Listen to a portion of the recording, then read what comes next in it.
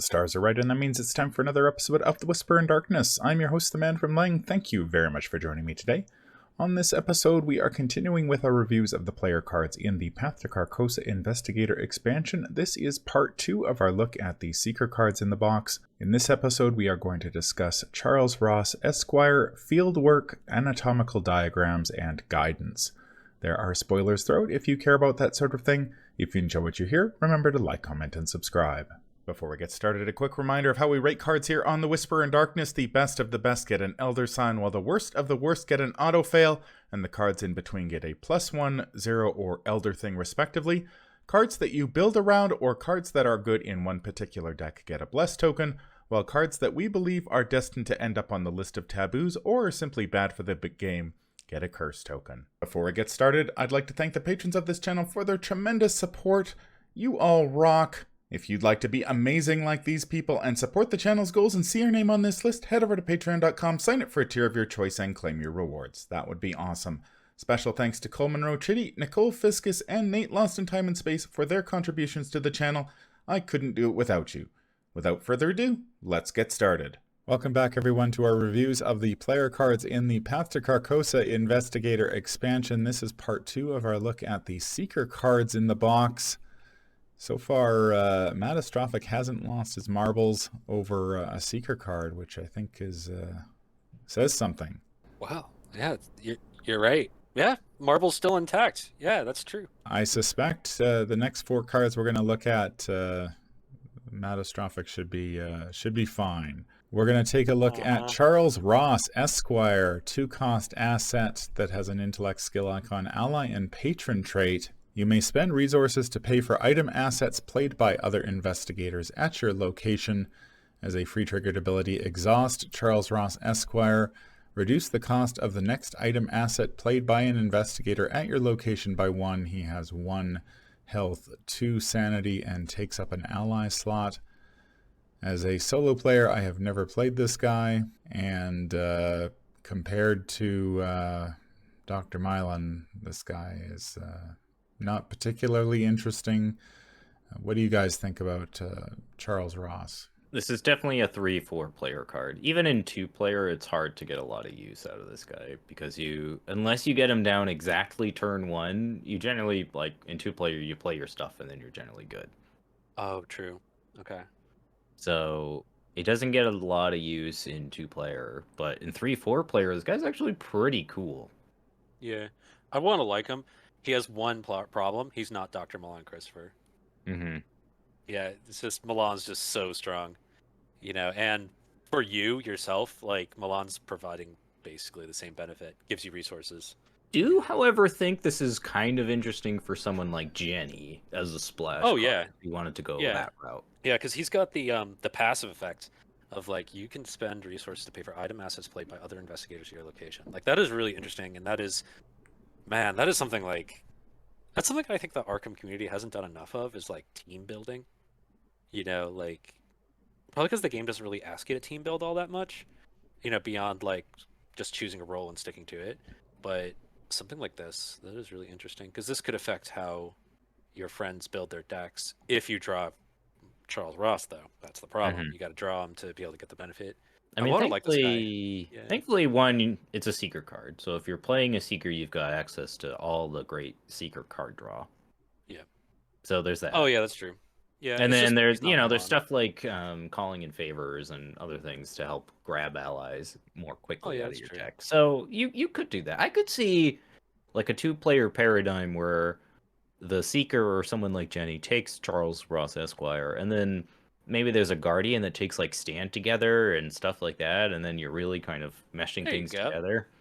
Yeah, getting some extra. Yeah, and Stand Together is like really strong because it gives you like extra resources cards and resources, and then the Seeker can help the Guardian pay for their big weapons and things like that, which is pretty handy. Yeah, I wonder if that's that was the like intention of this, is that the Daisy Mark paradigm where Charles Ross helps Mark pay for the guns. Mm-hmm. Yeah, I wonder if that. Also, one thing that's if you want to get tricky, Dark Horse baby.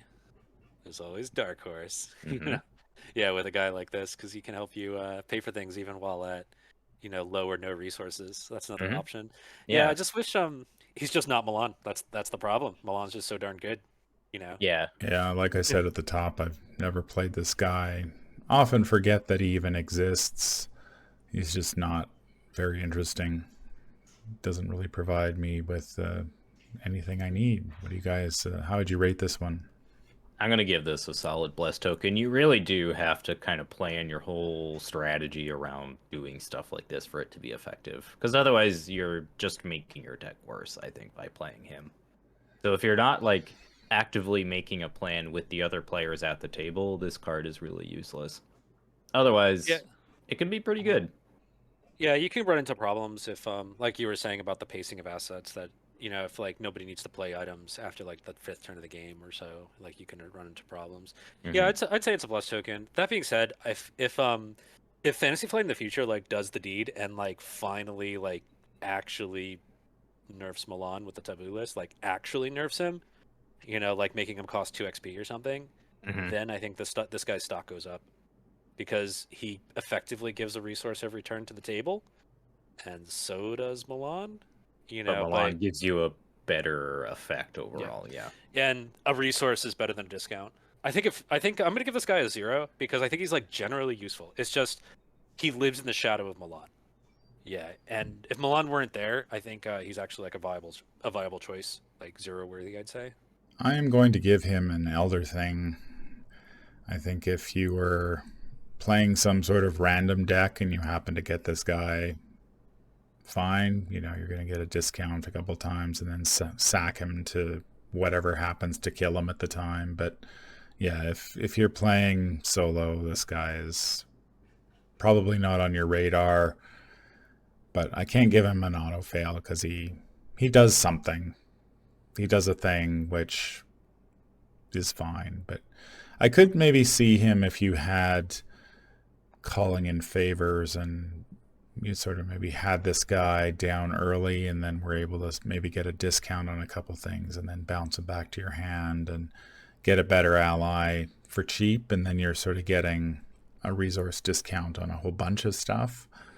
And then you could then replay this guy as soak or something like that. But generally, yeah, this guy is really a multiplayer card. Yeah, because you could see it as like, if you play 2 items, he basically pays for himself over the course of 2 turns. If you're able to do that, it's not the worst thing in the world. Because then you're basically trading an action for some soak. I think the way to look at this guy is to compare him, is to really like compare him not to Milan, but to like Art Student and Lab Assistant. So Lab Assistant gets you 2 cards, 2 actions of effort. Art Student gets you 1 clue. So 1 successful test worth of effort. So if you have Charles Ross during his lifespan giving like a 3 or 4 resource discount, he's already like, that compares favorably, to the other 2. So I think if you look at him that way, like that's not too hard. It's not too hard to get a 3 or 4 resources worth of discount on him. So yeah, I think he's not bad. He's just not Milan. Yeah, I might look at him differently if he had 2 health and 1 sanity. Oh yeah, that's right. But you already got William Nelson for that. Yeah. So yeah, unfortunately, this guy just I forget about him. There are many other Seeker allies that are more interesting in the solo format. The next card is Fieldwork. It's a 2-cost asset with an agility skill icon talent trait. As a response, after you move to a location, if that location has at least 1 clue on it, exhaust Fieldwork. You get +2 skill value for the next skill test you perform this phase. Thoughts on Fieldwork? This card is incredible in 1 and 2 player. This card is absolutely incredible. In solo, you play it down early, and then basically every investigate you make is at a +2. It's so good. It is so good. Ursula, huh. Oh man. Yeah. I've personally like seen this used and used it myself to like great effect, and not just for investigate test. Yes. Like I think it also like it's like kind of like how to describe it. If you squint hard enough, it actually lets you evade things better. Because you move into a location, there's an enemy there, or or for some reason like you shortcut with an enemy, because you want to like keep the game going and you're using your secret movement technology, and it also helps you like do anything. Like you can use it to fire weapons, you can use it to, shoot, like fire spells. I remember the very first time I saw this card was literally the first game of Arkham Horror I ever played. I was, it was with very basic decks.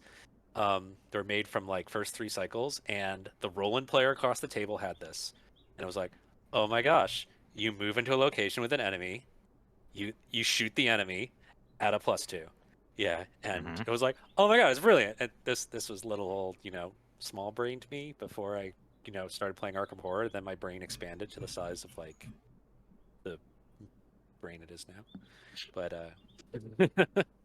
I've seen this used this to like great effect for not just investigate, but for just about anything. Yeah. Yeah, and like locations will have tests on them too, and oftentimes you can like move into a location, do something else, and then move back and do the test with a +2. Like this is really good. Yep. Just remember the location has to have at least one clue on it. That's easy to forget sometimes. That's the one thing that I don't like about this card, is I always seem to run into the situation where there is no clue, and so I can't get the +2. But yeah, +2 on your next skill test this phase. You can use that in so many different ways that it can really bail you out, especially in those situations where, okay, the location forces you to investigate with an off skill, like in the Devourer Below. It's just like, oh, I have to investigate with my combat. Okay, well, I can field work and still maybe have a chance of passing, whereas you might be in trouble otherwise. Use it to evade, use it to shoot. I think could you even use this like if you were one of those rogue seekers to maybe pass Frozen in Fear if you were to move and then wait? Oh, right. Because it's during the phase, yeah. Yeah, that's a good question actually. I think so, because doesn't it trigger at the end of your turn? It triggers at the end of your turn, yeah, not at the end of the phase. round, yeah. Yeah, so you can get creative with this thing. Yeah. If you want to get really creative, like I think I've done this before. It was I figured out a way to move during the Mythos phase, and then use it to help pass a willpower test in Mythos. How would we rate this one? This gets a solid +1 for me. This is a really good card. The fact that it's slotless too, so like it never conflicts with anything else, is just man, it's really solid. Yeah, I'm actually gonna go so far as Elder Sign. I think the scale of secret cards is a little weird because they have a lot of fast cards and they're like their cards are incredibly efficient. But like in the mortal realms, of which I'm discussing, like I think this is Elder Sign territory. It's also worth noting that this is not unique, so if you have the time and resources, you can get to 2 field works down and either jack 1 test by +4 or spread it out over the course of your turn. I'm going to go +1 on this one simply because when I'm playing solo, I tend to not play a ton of assets, and this one often I draw it. I'm like, okay, I know it's good, but I don't want to take the action to play it. But I mean, the power is certainly there, and if you can get it down early and really sort of leverage it throughout the course of a game, as long as the locations play ball with you, you're not going to be disappointed by it. And the fact that it's slotless is very nice as well. So you're not running into those types of conflicts. Oh, I just noticed that the flavor text on this one mentions Genet. It's true. That's right. It's her first that's right. cameo in the game. Yeah. Wow. Yeah, it was like how many years later we finally got you got Genet, yeah. Genet, and she's more busted than the card she's first mentioned on.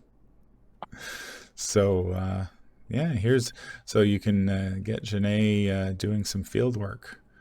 What is Genet's ability? Is it she's the one who lets you move and do fancy stuff? Oh, yeah. She literally synergizes with fieldwork because you can like move into a location that's empty, drag a clue with you, and then use fieldwork where you couldn't before. Yep.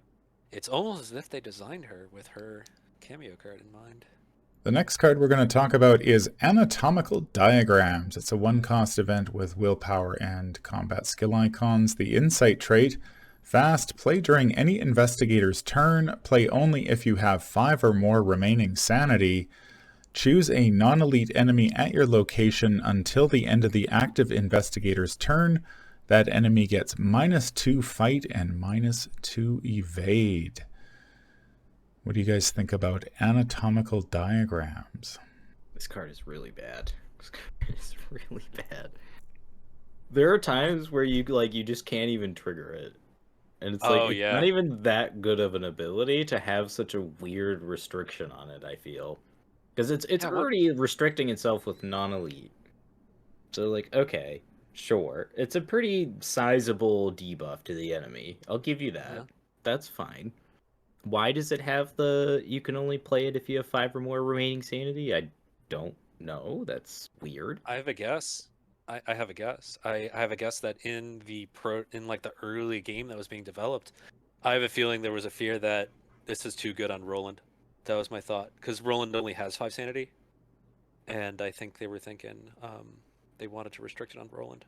I mean, even still, I don't know. Yeah. Well, honestly, I think this has happened.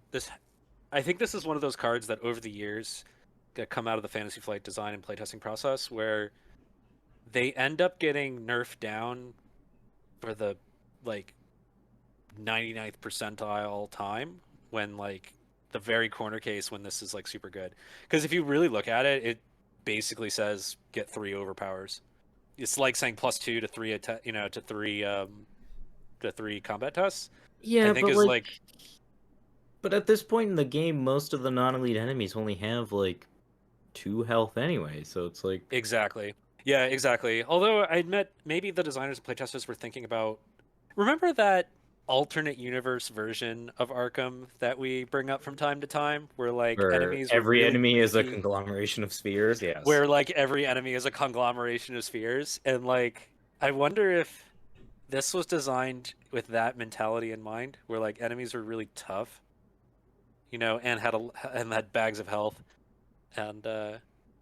Because in that case, this card would be good. Yeah, I feel the same way. I want to like a card like this because I want to like this card.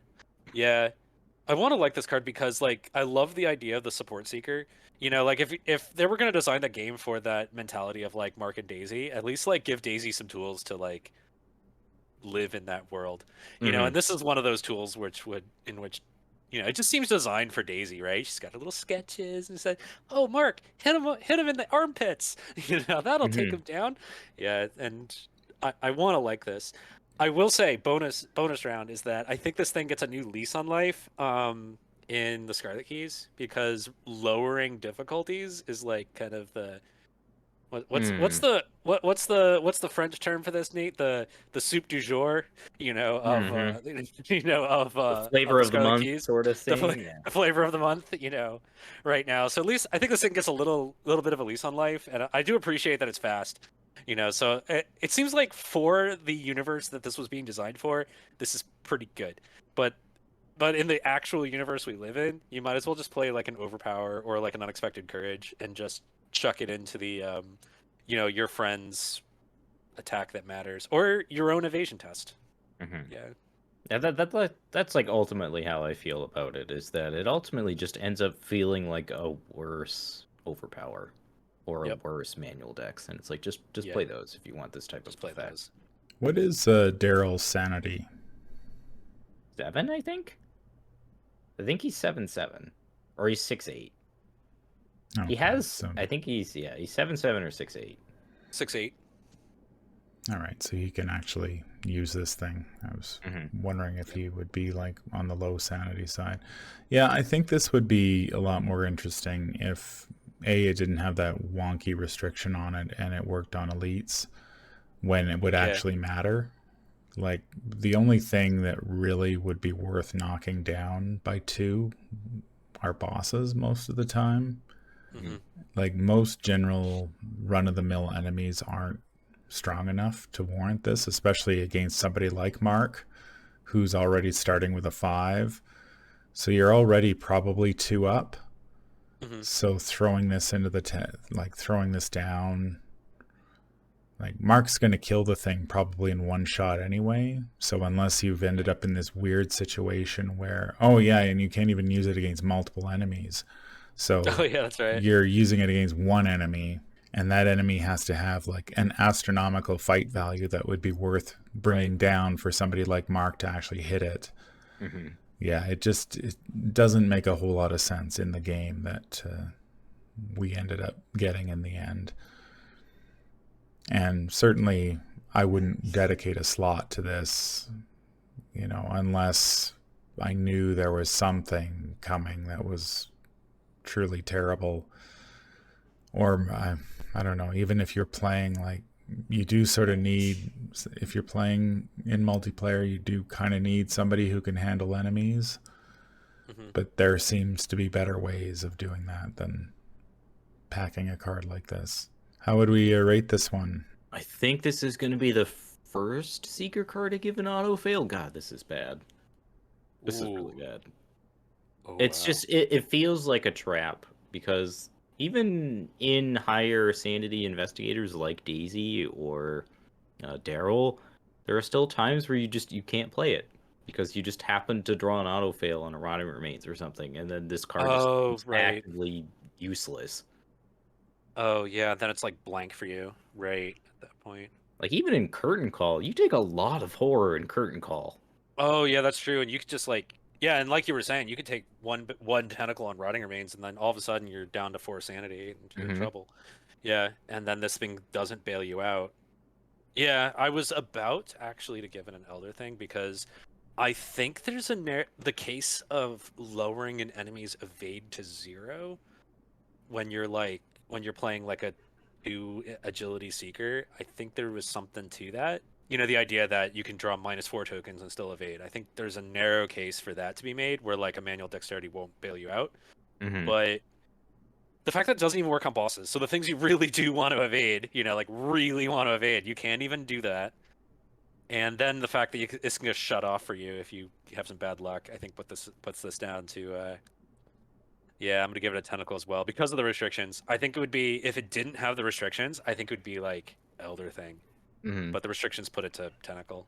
So it's like, not only is it you're restricted to playing it, but then it's restricted to the active investigator's turn. So it's not even everyone can take advantage of the effect.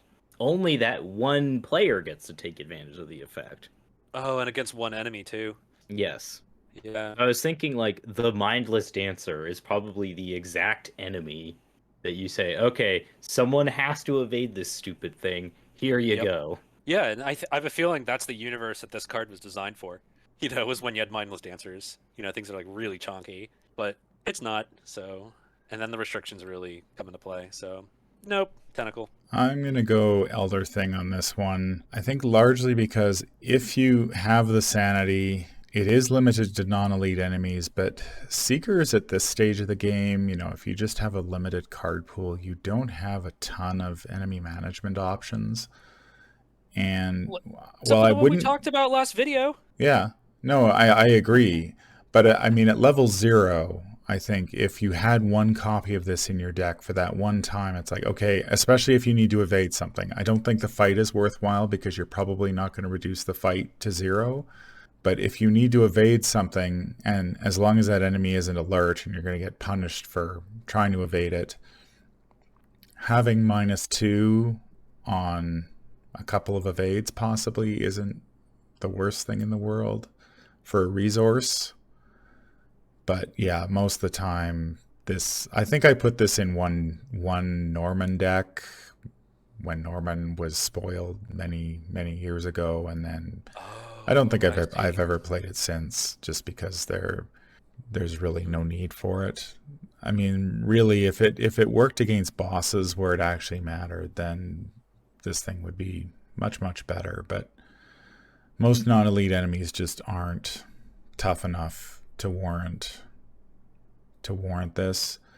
But evade tends to be lower than fight on most enemies, so there is a chance that you could reduce the evade value to 0 and get an evade. But yeah, this is not my first choice, and I think it would really depend on whether you ended up with, like, a lot of scenarios have that sort of mini boss, but I think a lot of them are elite anyway. So yeah, Exactly. this thing. Yeah. But if you've got a limited card pool and you don't have a ton of enemy management options, well, this is something you might want to look at. The final card we're going to look at is Guidance. It is a free event that has a wild skill icon insight trait. Choose another investigator at your location who has yet to take his or her turn this round. That investigator may take an additional action during his or her turn this round. Here's another card that I have not played because I usually don't have another investigator to worry about. You're basically sacrificing one of your actions to give an action to somebody else. What do you guys think about this one? And this one did get an upgrade in, was it Scarlet Keys? This one gets an upgrade. And actually has an investigator who has this basically this effect in Carson.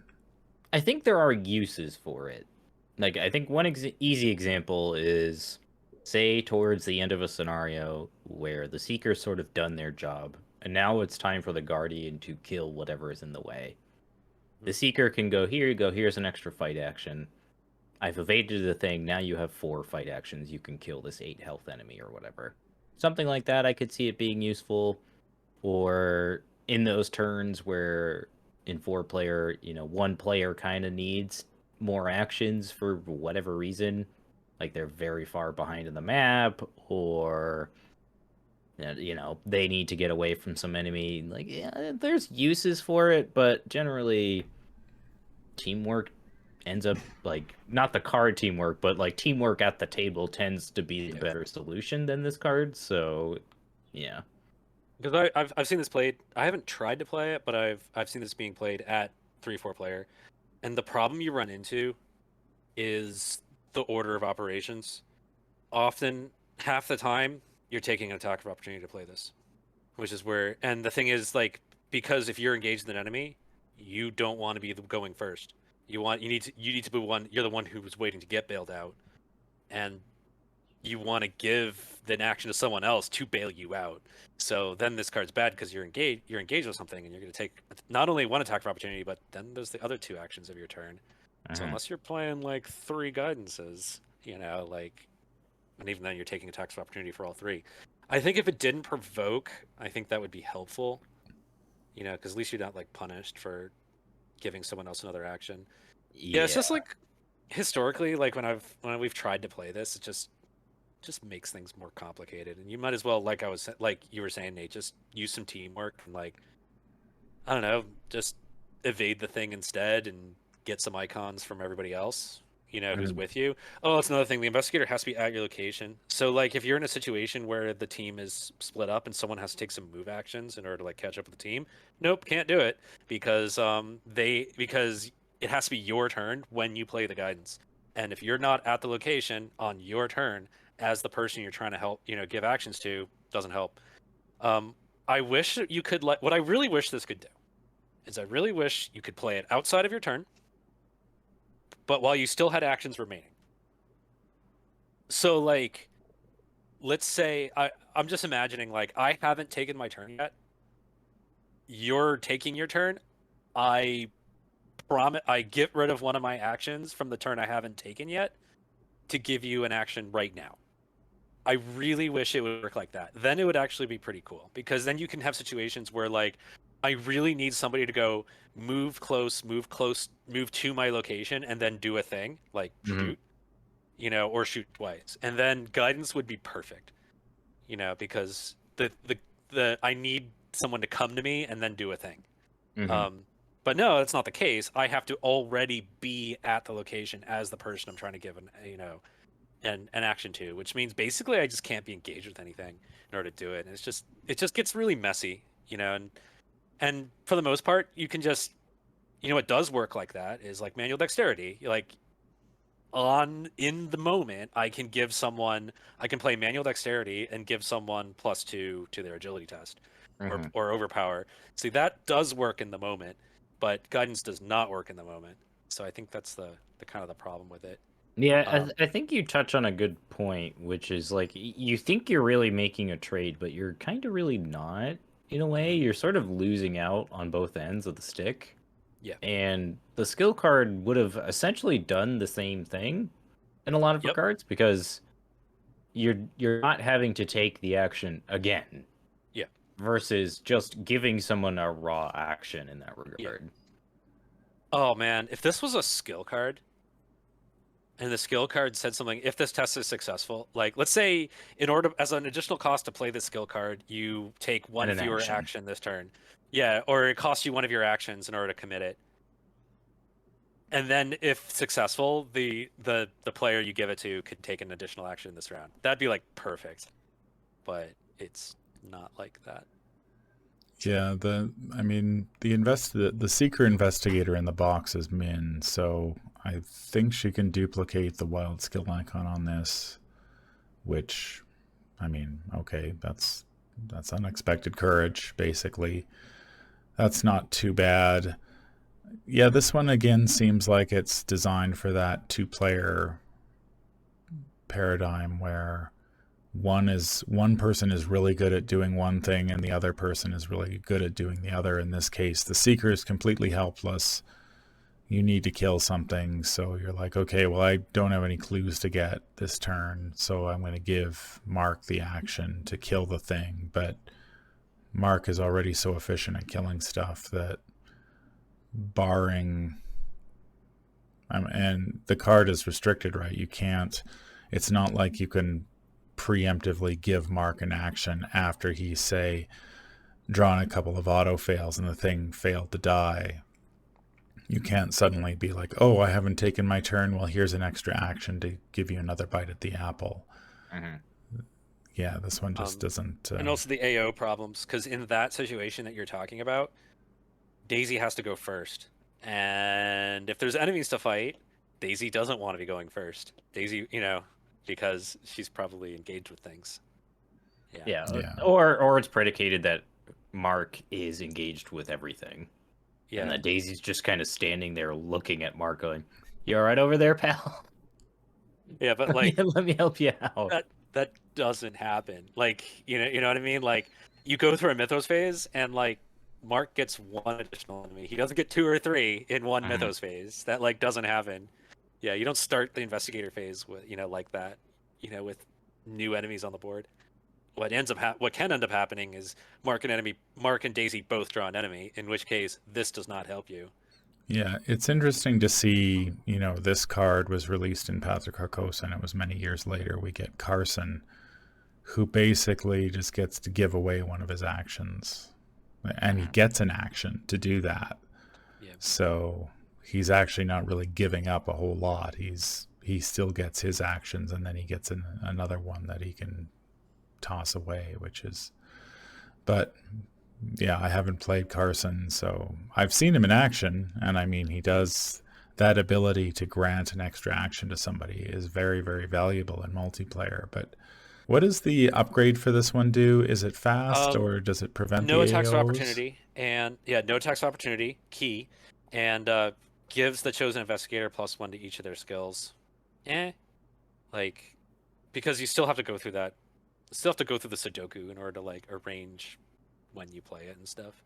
But the upgrade does at least solve one of the main problems with the card. Yes, the AO, that's true. Yeah, this one just seems like it was designed for another time, and the fact that the Seeker card pool sort of just takes off and leaves a lot of these cards in the dirt, where it's just like, oh, I'm playing the Pendant of the Queen. I can do whatever the hell I want on any turn. So turns out Seekers are not actually defenseless, like this set would have you believe. Yeah. How would we rate this one? Is it auto fail territory? Probably. But the fact that it has a wild skill icon at level 0, I'm gonna give it an Elder thing, because specifically in Min, it is Unexpected Courage, which isn't terrible. Yeah. Like, you immediately take it out of your deck as soon as possible in that situation. Oh, yeah, that's true. But, yeah, Unexpected Courage number 3 isn't the worst card you could be putting in your mid deck at level 0. Yeah, you're probably right. Yeah, that's true. I'm still gonna give this a tentacle because I think in at least like 75% of cases when someone's brought this, the analysis paralysis has actually created more problems than it's solved. Yeah. So I think when people include it to play it for its ability, they often find that in practice it will not work the way they think it does. yeah, it will not. Yeah, you won't find the situation where it actually does what you want it to, and yeah, and as a result, you just complicate the decision making. Yes. Like, yeah, I think like honestly, like 9 times out of 10, I think manual dexterity gets the job done. Like the job you actually want to get done. Yeah, it does that. Yeah. So I'm gonna give this thing, or heck, even Inquiring Mind, very underrated card, by the way. I think committing this to a skill test often does what you want to do. What you actually wanted to do. So just do that. Yeah, you're probably right. Just do that. just give it. Like a wild skill icon goes a long way. Honestly. That's true. It doesn't go as long as 3 of them from like Inquiring Minds, but it goes like with Min, like two wild icons is I got pretty you. good. It's not bad. It's pretty good. Okay. I'm still giving it a tentacle because you end up confusing the table. You confuse the table, and it's like you just make things worse. You had another 10 minutes of the decision making.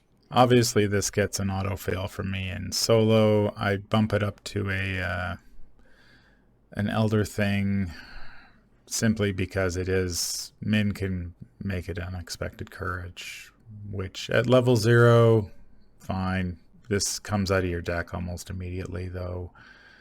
And I would agree. I think a lot of the times the order of operations is going to cause more problems than